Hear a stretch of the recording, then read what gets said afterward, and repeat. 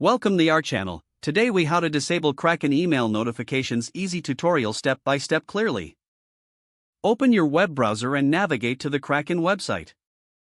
Log into your Kraken account using your credentials. Once logged in, locate your account settings. This can typically be found by clicking on your profile icon or name in the upper right corner.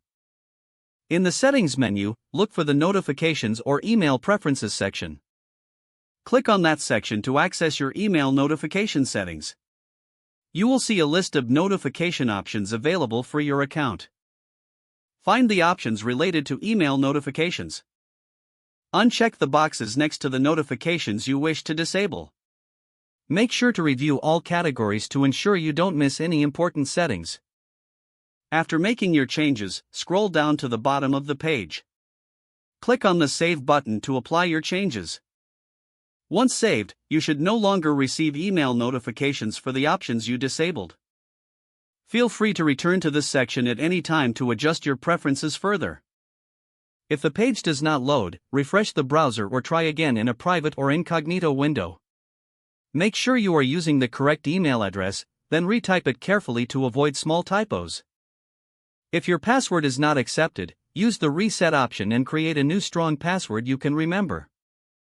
Check your spam folder for verification or security emails, then complete any requested confirmation steps.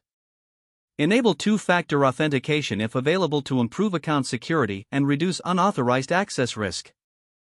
After signing in, review your profile details so your contact information and settings are accurate and current. If you see an error message, note it down and try again after restarting your device and internet connection. Log out when you finish, especially on shared devices, to keep your account and payment information secure. If the page does not load, refresh the browser or try again in a private or incognito window. Make sure you are using the correct email address, then retype it carefully to avoid small typos. If your password is not accepted, use the reset option and create a new strong password you can remember. Check your spam folder for verification or security emails, then complete any requested confirmation steps.